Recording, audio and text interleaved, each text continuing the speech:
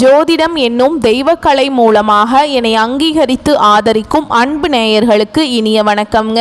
மிதுன ராசிக்கு இந்த பதிவு மூலம் அப்படி என்னதான் சிறப்பாக இருக்குது அப்படிங்கிறத பார்க்குறதுக்கு முன்னாடி எம்பெருமான் முருகப்பெருமானின் ஆசீர்வாதம் உங்களுக்கு முழுமையாக கிடைக்க நான் சொல்லும் மந்திரத்தை நீங்களும் 3 முறை சொல்லிக்கிட்டு உங்களால் முடிஞ்சதுன்னா கமெண்ட் பாக்ஸில் ஒரு முறை கமெண்ட் பண்ணுங்க.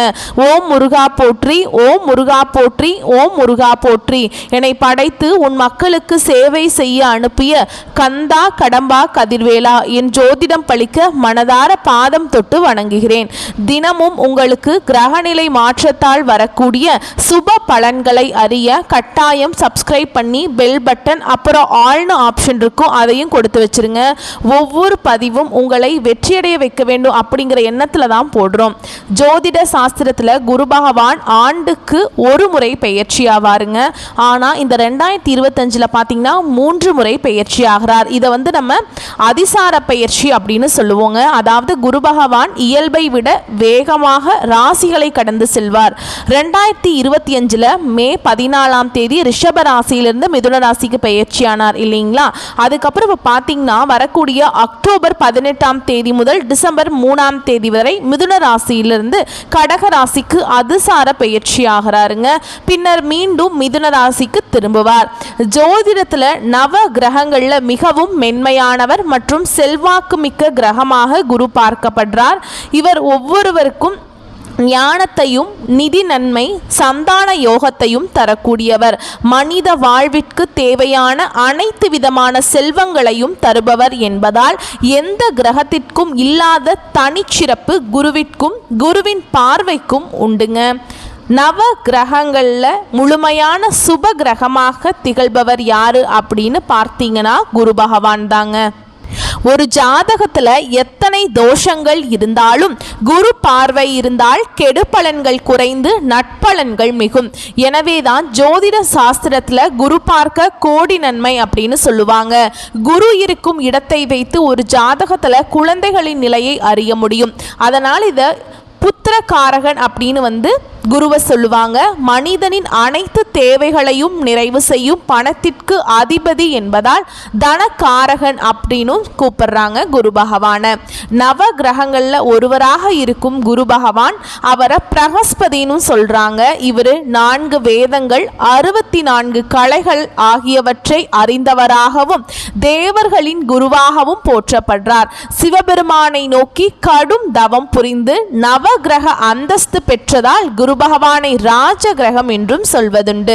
ஒருவரின் வாழ்வில் மங்கள காரியங்கள் நடைபெற வேண்டும், கல்வியில் சிறந்து விளங்க வேண்டும், நல்ல வேலை வாய்ப்பு கிடைக்க வேண்டும், நல்ல வாழ்க்கை துணை அமைய வேண்டும் என்றால் ஜாதகத்தில் குரு பலம் பெற்று நல்ல நிலையில் இருக்க வேண்டும். குரு பகவானின் அருளை பெற வேண்டும் அப்படின்னு நினைக்கிறவங்க வியாழக்கிழமைகள்ல முழு பக்தியுடன் வழிபட்டால் குருவருள் மட்டுமல்லாம திருவருளும் கிடைக்குங்க. குருவின் அருளை பெறுவதற்கு ஒவ்வொரு வியாழக்கிழமையும் குரு பகவானை மட்டுமின்றி மகாவிஷ்ணுவையும் வழிபாடு செய்ய வேண்டும். சரிங்களா. குரு பகவான் இருக்கிற இடத்தை விட குரு பகவானுக்கோட பார்வைக்கு தான் பலம் அதிகம்னு சொல்லுவாங்க. சரிங்களா. எப்பொழுதுமே எல்லா ராசிகளுக்கும் குரு பெயர்ச்சி சாதகமற்ற நிலையில் இருந்தால் கூட குருவின் பார்வையால் பல நல்ல விஷயங்கள் நடக்கும். அந்த வகையில் மிதுன ராசிக்கு குரு அதிசார பெயர்ச்சி எப்படி இருக்க போகுது அப்படிங்கிறத பற்றி இந்த பதிவில் நம்ம பார்க்க போகிறோங்க. மிதுன ராசிக்காரங்க புதுமையான சிந்தனைகளுக்கு சொந்தக்காரங்க. பூ போல மனசு, கோபத்தை மறைச்சிட்டு சிரிப்பை மட்டும் காட்டக்கூடியவங்க. எடுத்த காரியத்தை எப்படியாவது முடிச்சிடணும் அப்படிங்கிறதுக்காக கஷ்டப்பட்டு போராடக்கூடியவங்க. நல்லது கெட்டதை முழு தெரிஞ்சவங்க. புதன் பகவானை ராசி அதிபதியாக கொண்டவங்க. எல்லா இடங்கள்லையும் நேர்மையையும் உண்மையையும் மட்டுமே நம்பக்கூடியவங்க. உங்களுக்கு சொந்தமோ பந்தமோ அது தப்புனா அது தப்பு தான், வெட்டு 1 துண்டு 2ன்னு பேசக்கூடியவங்க. உண்மை நியாயத்துக்கு மட்டுமே என்னைக்குமே கை கொடுப்பீங்க. உண்மைக்கு புறம்பா எந்த ஒரு விஷயத்தையுமே செய்ய மாட்டீங்க. இதனால தான் உங்களுக்கு நிறைய கஷ்டங்களும் துன்பங்களும் அதிகமாகவே ஏற்பட்டு இருக்குங்க. தங்களுடைய கஷ்டத்தையும் கண்ணீரையும் கடுகளவு கூட மற்றவங்களுக்கு தெரியாமல் பார்த்துப்பாங்க. இதனால் பார்க்குறவங்க எல்லாருமே மிதுன ராசியா இவங்களுக்கு என்னப்பா சூப்பராக இருக்காங்க, இவங்களுக்கு என்ன குறைச்சல் அப்படின்னு தான் நினச்சிட்டு இருக்காங்க. ஆனால் சாப்பாட்டு கூட கஷ்டப்படுறது உங்களுக்கு மட்டும்தான் தெரியுங்க. கஷ்ட காலத்தில் திரும்பி பார்க்க கூட ஆள் கிடையாது. ஏதோ தட்டு தடுமாறி எந்திரிச்சு நிற்கிறப்போ உங்களை குறை சொல்கிறதுக்குனே நிறைய பேர் தேடி வருவாங்க. உங்கள் சொந்தக்காரங்க நண்பர்களுக்கு ஒரு தேவை இருக்குதுன்னா மட்டும்தான் உங்ககிட்ட வருவாங்க. அந்த தேவை முடிஞ்ச உடனே உங்களை தூக்கி போட்டுருவாங்க. மறுபடியும் அவங்க வந்து உங்ககிட்ட உதவின்னு கேட்பாங்க. அவங்க உங்களுக்கு முன்னாடி பண்ண துரோகத்தை எல்லாமே மறந்துட்டு மீண்டும் அவங்களுக்காக உதவி செஞ்சு ஏமாறக்கூடியவங்க தான் மிதுன ராசிக்காரங்க. வாழ்க்கையில எப்படியாவது முன்னேறணும் அப்படிங்கிறதுக்காக தினம் தினம் கஷ்டப்பட்டு உழைக்கக்கூடியவங்க. நீங்க கடந்த காலகட்டங்களில் உங்களுடைய வாழ்க்கையில நீங்க நல்லது நடக்க போகுதுன்னு நினைச்சிட்டு இருந்திருப்பீங்க. ஆனா உங்களுக்கு அந்த டைம்ல ஒரு மிகப்பெரிய ஏமாற்றம் தாங்க. இந்த விரயச்சனி மூலமாக நிறைய கஷ்டங்களும் துன்பங்களும் பொருளாதாரத்தில் நெருக்கடிகளுமே அதிகமாகவே உங்களை தேடி வந்திருக்கும். மிதுன ராசிக்காரங்க சொந்த பந்தத்தை இழந்தாங்க, சொத்துக்களை இழந்தாங்க, தனக்கு நெருக்கமாக இருக்கக்கூடிய உறவுகளையுமே இழந்தாங்க. கடைசியாக நான் மட்டும்தான் எல்லாத்தையுமே இழந்துட்டு நிற்கிறதா இருக்குது, எனக்கு உயிர் வாழவே பிடிக்கலன்னு சொல்லிட்டு இருக்காங்க. இதுக்கு மேலே என்னால் வாழவே முடியல சாமி, தயவு செஞ்சு என்னை வந்து கூடியே கூட்டிகிட்டு போயிரு. நான் இவ்வளவு கஷ்டத்துக்கு பட்டதுக்கு அப்புறம் எனக்கு வாழ்க்கையில் வாழணுங்கிற எண்ணம் சுத்தமாகவே போயிடுச்சு. உங்கள் மனசில் கவலையும் துன்பமும் தாங்க அதிகமாகவே இருக்குது.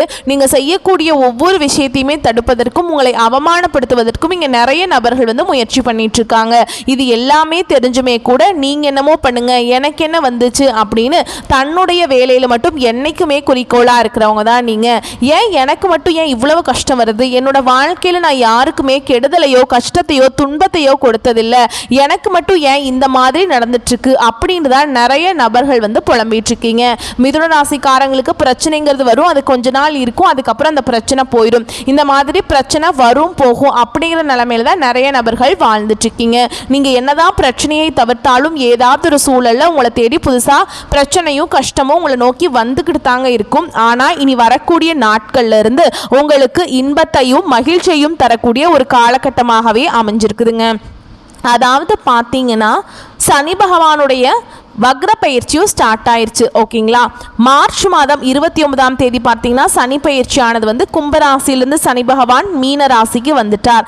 அதன் மூலமாக சனி பயிற்சி மூலமாக ஒரு சில ராசிக்காரர்களுக்கு நல்லதும் நடந்திருக்கும் கெட்டதும் நடந்திருக்கும். ஆனால் இனி வரக்கூடிய நாட்களை பொறுத்த வரைக்கும் பார்த்தீங்கன்னா சனி பகவான் இத்தனை நாட்கள் உங்களுக்கு வந்து மைனஸாக செயல்பட்டு கொண்டிருந்தார். இனி வரக்கூடிய ஒரு 5 மாதங்களுக்கு முழுவதுமாகவே ப்ளஸ்ஸாக செயல்பட போகிறார். இதுதான் வந்து சனியுடைய வக்ர பயிற்சி. அது மட்டும் இல்லாமல் இந்த ஆகஸ்ட் 16ஆம் தேதி பார்த்தீங்கன்னா சுக்கிர பயிற்சியும் ஸ்டார்ட் ஆகி நடந்துட்டுருக்கு. ஓகேங்களா, சுக்கிர பகவான் பார்த்தீங்கன்னா ரிஷப ராசியிலேருந்து உங்களுடைய ராசிக்கு அதாவது மிதுன ராசிக்கு தான் வந்து சஞ்சாரம் பண்றார். ஓகேங்களா, அதே மாதிரி இனி வரக்கூடிய நாட்கள்ல குருவுடைய அதிசார பயிற்சியும் உங்களுக்கு வந்து நடக்க போகுதுங்க.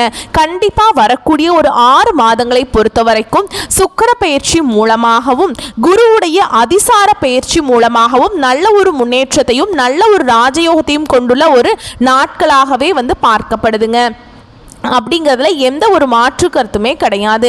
ஏன்னா ஒருத்தன் வாழ்க்கையில் வந்து கொடி கட்டி பறக்கிறான்னா அவனை கூட இருந்து பார்க்குறவங்க எல்லாருமே அவனுக்கு என்னப்பா சுக்கிரன் உச்சத்தில் இருக்கான், குரு நல்லா இருக்காரு அப்படின்னு சொல்லுவாங்க. மிதுன ராசிக்காரங்களுக்கு மட்டும்தான் சுக்கிர பகவான் உச்சத்தில் இருக்க போறாருங்க.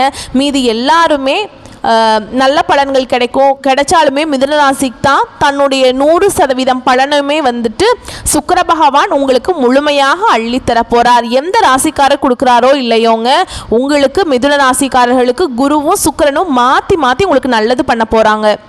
இதன் மூலமாக கடந்த காலகட்டங்களில் உங்களுடைய வாழ்க்கையில் நீங்கள் எதையெல்லாமே இழந்துட்டு கஷ்டப்பட்டு இருக்கீங்களோ அது அனைத்தும் பெறக்கூடிய ஒரு காலகட்டமாகவே பார்க்கப்படுது. அது மட்டும் இல்லாமல் இந்த ஆகஸ்ட் இறுதியில் பார்த்தீங்கன்னா 5 கிரகங்களுடைய சேர்க்கையும் இருக்குதுங்க. இதன் மூலமாக பார்த்தீங்கன்னா இத்தனை நாட்களாக குரு பெயர்ச்சியோட பலன்கள் வந்து உங்களுக்கு கிடைக்காம இருந்ததுங்க. குரு பெயர்ச்சியோட பலன்களும் கிடைக்கிறதுனால வரக்கூடிய நாட்களில் எளிமையாக வந்து உங்களுடைய கடன் பிரச்சனை அனைத்தும் நீங்கள் ஈஸியாக கட்டி முடிச்சிருவீங்க. ஏன்னா குரு பயிற்சி மூலமாக உங்களுக்கு மட்டும்தான் பலன்கள் கிடைக்காம இருந்ததுங்க. ஆனா இனி வரக்கூடிய நேரத்தில் நாட்கள்ல அதனுடைய பலன்களும் கிடைக்கிறதுனால நல்ல ஒரு பொருளாதார முன்னேற்றம் அப்படிங்கிறது உங்களுக்கு படிப்படியாகவே உயரப்போகுது. கடந்த காலகட்டங்களில் நல்ல ஒரு வேலைங்கிறது கிடைச்சிருக்காது. ஏதோ ஒரு கிடைக்கிற வேலைக்கு ஒரு 10,000 சம்பளத்துக்கோ 15,000 சம்பளத்துக்கோ வீட்டில் பக்கத்தில் இருக்க வேலைக்கு போயிட்டு இருந்திருப்பீங்க. ஆனால் நீங்கள் படித்த படிப்புங்கிறது வேறையாக இருக்கும். ஆனால் சம்மந்தமே இல்லாத ஒரு வேலையை செஞ்சுட்டு இருப்பீங்க, வேறு வழியே இருந்திருக்காது குடும்ப கஷ்டத்துக்காக. ஆனால் இனி வரக்கூடிய நாட்களில் நீங்கள் ஒரு அரசாங்க வேலைக்கு ட்ரை பண்ணாலும் சரி, இல்லை ஒரு ஐடி ஜாபோ, ப்ரைவேட் ஜாபோ, பேங்க் ஜாபோ, நீங்கள் எங்கே வேலைக்கு ட்ரை பண்ணாலும் இந்த ஜாப் அப்படிங்கிறது உங்களுக்கு நிச்சயமாக கிடைக்க போகுதுங்க. கோர்ட்டு கேஸுன்னு ரொம்ப நாட்களாக வந்து அலைஞ்சிட்ருக்க நபர்களுக்கு விரைவில் உங்களுக்கு சாதகமாகவே தீர்ப்பு வரும். சொத்து பிரச்சனையும் உங்களுக்கு சாதகமாகவே முடியும். சனி பகவானுடைய பார்வை உங்களுக்கு நேரடியாகவே இருக்குதுங்க. இதன் மூலம் வருமானம் அப்படிங்கிறது பல வழிகளில் வரும். தொழிலில் லாபம் சற்று அதிகமாகவே கிடைக்கும். அரசியல்வாதிகளை பொறுத்த வரைக்கும் புதிய பொறுப்புகள், புதிய பதவிகள் எல்லாமே தானாகவே உங்களை வந்து சேரும். ராகுவால உங்களுடைய செல்வாக்கு உயரும், உடல் ஆரோக்கியம் மேம்படும், சங்கடங்கள் நீங்கும். மறைமுகமாக உங்க தொழில் வாழ்க்கையிலும் சரிங்க, இல்லற வாழ்க்கையிலும் சரி, நிறைய நபர்கள் வந்து தொல்லை கொடுத்துட்டு இருந்திருப்பாங்க. இனி அவங்களுடைய தொந்தரவுங்கிறது முழுவதுமாகவே இருக்காது. கடந்த காலகட்டங்களில் நீங்களும் ஒரு கம்பெனியில் இரவு பகல் பார்க்காம உழைச்சிட்டு இருந்திருப்பீங்க. உங்களுடைய சொந்த கம்பெனியாக நினச்சி வேலை செஞ்சுருப்பீங்க. ஆனால் உங்களுக்கு அப்புறம் வேலைக்கு வந்திருப்பாங்க. அவங்களுக்கு வந்து நிறைய சலுகைகள், அவங்களுக்கு நிறைய சலுகைகள் எல்லாமே உங்கள் கம்பெனி எல்லாம் கொடுத்துருப்பாங்க. அதை பார்த்து ரொம்பவே மனவேதனைப்பட்டிருப்பீங்க. ஆனால் இனி வரக்கூடிய நாட்களில் பார்த்தீங்கன்னா உங்களுக்கு சம்பள உயர்வு, பதவி உயர்வு, உங்களுக்கு மேல் இருக்கக்கூடிய அதிகாரிகளுடைய ஆதரவு முதற்கொண்டு உங்களுக்கு கிடைக்க போகுதுங்க. இனி உங்கள் வார்த்தைக்கும் மதிப்பு மரியாதை கிடைக்கும். அந்தஸ்தில் நீங்கள் எதிர்பார்த்த உயர்வுக்கு போகிறீங்க. இனி நினைச்சது எல்லாமே நடக்கும். தொழில் வியாபார தடைகள் அனைத்தும் விலகும். லாபம் அதிகமாக கிடைக்கும். முன்னேற்றம் உண்டாகும். வரவேண்டிய பணம் விரைவில் கைக்கு வந்து சேரும். குடும்பத்தில் நெருக்கடிகள் விலகும். செல்வாக்கு அந்தஸ்து உயரும். வெளிநாட்டு முயற்சிகள் வெற்றியை தரும். தெய்வ சிந்தனை அதிகமாக இருக்கும். பெரியோர்களுடைய உதவிகள் கிடைக்கும். உறவில் இருந்த சண்டை சச்சரவு முழுவதுமாகவே விலகும். புதிய நண்பர்கள் உங்களுக்கு உதவி செய்வாங்க. தொழிலில் ஏற்பட்ட நெருக்கடிகள் நீங்கும். முடங்கி கிடந்த நிறுவனங்கள் மீண்டும் இயங்கும்.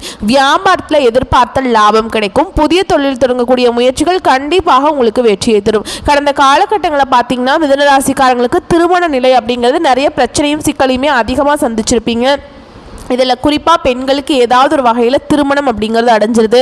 ஆனால் ஆண்கள் தான் ரொம்ப ரொம்ப பாவம். ஏன்னா வயது பார்த்திங்கன்னா 30, 33, 35, 37 வயது வரைக்குமே நிறைய ஆண்கள் வந்து திருமண நிலையை அடையாமல் கஷ்டப்பட்டுட்ருக்கீங்க.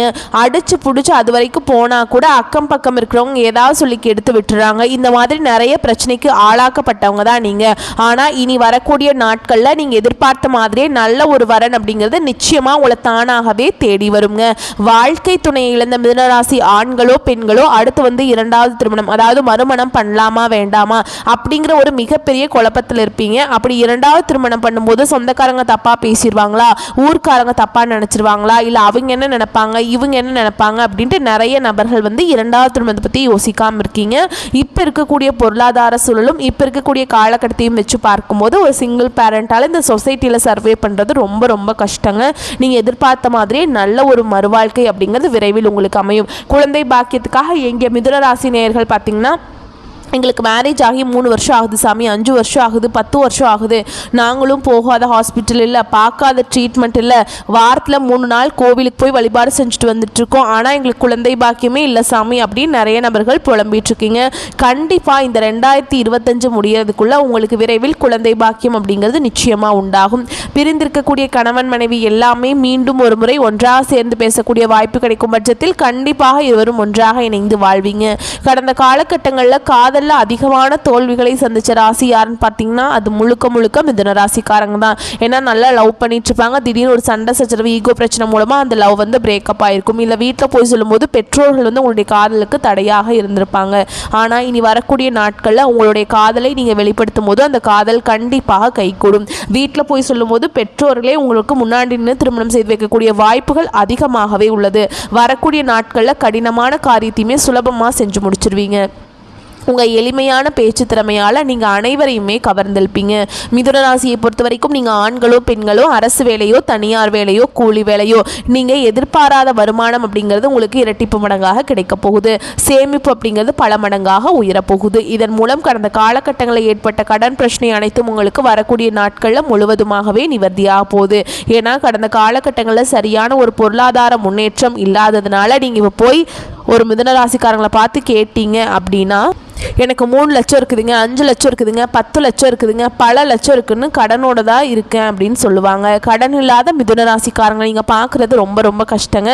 கண்டிப்பாக இந்த 2025 முடிஞ்சு 2026 நீங்கள் அடி எடுத்து வைக்கும்போது ஒரு பைசா கடன் இல்லாமல் அனைத்து விதமான கடன்களையுமே கட்டி முடிக்கிற அளவுக்கு நல்ல ஒரு பொருளாதார முன்னேற்றம், நல்ல ஒரு வாழ்க்கை முறையும் விரைவில் உங்களுக்கு வாழ்க்கையில் ஏற்பட போகுதுங்க.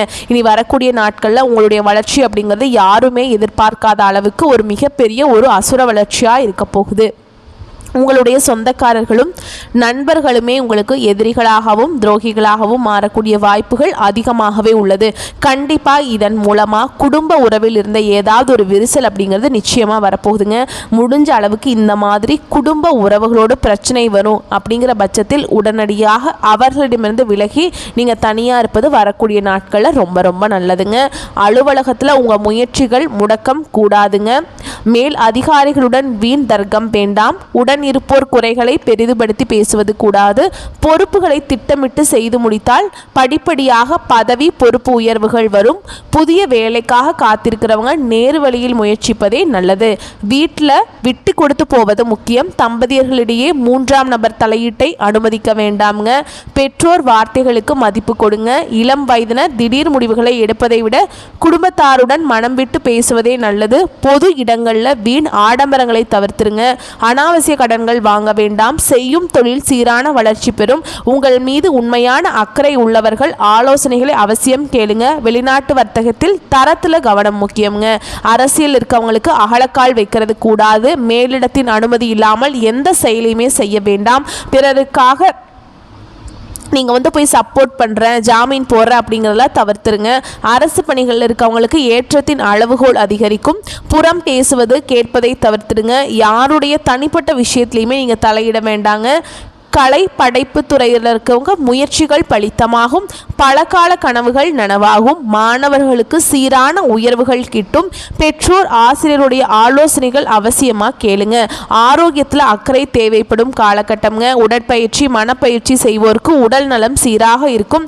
இரத்த நாள அடைப்பு, முதுகு, கழிவு உறுப்பு பிரச்சனைகள் வரலாம். அதனால் கவனமாக இருந்துக்கோங்க. வாகன பழுதில் அலட்சியம் கூடாதுங்க. கரெக்டாக ரெடி பண்ணி வாகனத்தில் பயணிக்கும் போது சேஃபாக போய்க்கோங்க. உங்களை பொறுத்த வரைக்கும் பரிகாரம் அப்படின்னு பார்த்தோம்னா துர்க்கையம்மனை வழிபாடு செய்ய உங்களோட வளர்ச்சிங்கிறது நிலையானதாக இருக்கும். இன்னொன்றுங்க, நவ கிரகங்களில் அங்காரகனை ஆராதிப்பது விசேஷ நன்மையை தரும். ஓகேங்களா? வரக்கூடிய வாய்ப்புகளை மட்டும் கரெக்டாக பயன்படுத்திக்கோங்க. வாழ்த்துக்கள். நன்றி. வணக்கம்.